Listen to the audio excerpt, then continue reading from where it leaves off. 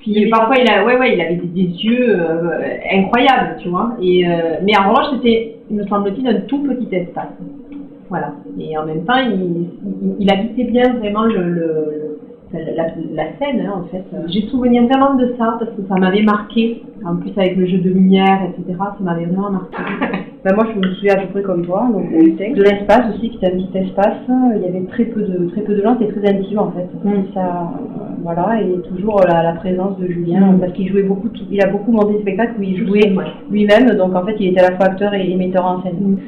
En tout cas un tout petit théâtre où là pareil, il était vraiment, il habitait complètement à l'espace, le texte était magnifiquement dit, c'était un très très bon moment de grande présence. Donc, oui, mais quand on dit habiter l'espace, c'est vraiment ça. Voilà, c'est vraiment des acteurs au décor en fait. Voilà, tout à fait.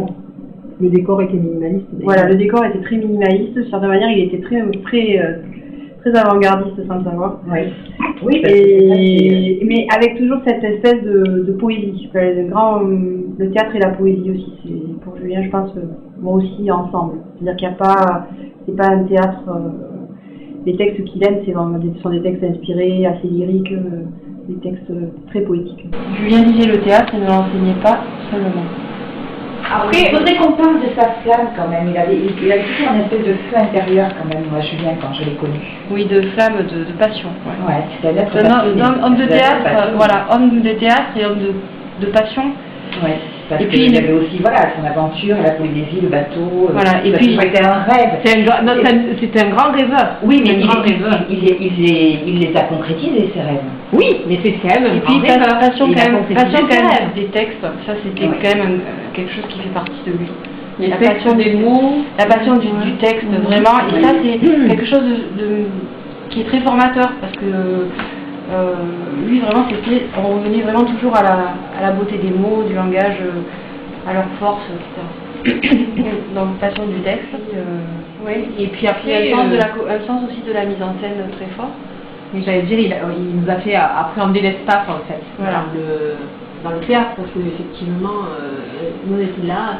Voilà, justement, c'était quand je dis qu'il nous a ouvert des horizons, effectivement, il nous a ouvert des possibles, c'est-à-dire c'était aussi le théâtre comme une manière de s'exprimer. Oui, tout à fait. Voilà, de dire quelque chose. Et d'expression, enfin, d'ouverture.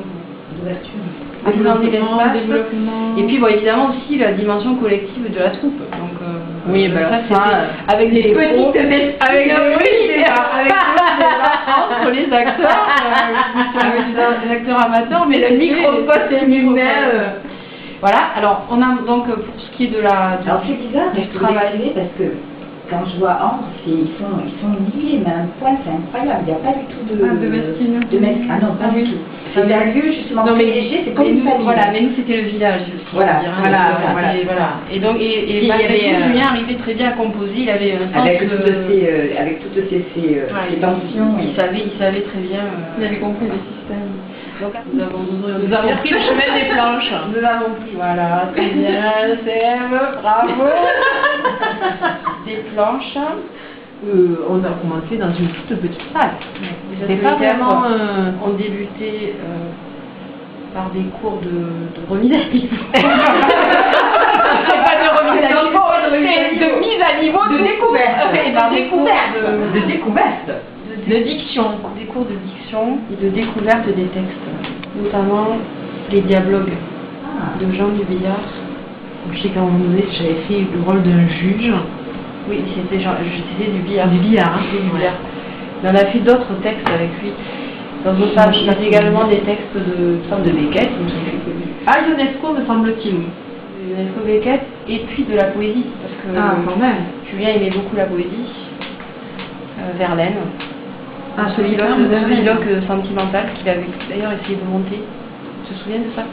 C'était un projet qu'il avait monté avec Soliloque. Il avait marqué planche. Soliloque sentimental. Et puis de la poésie. Apollinaire, non.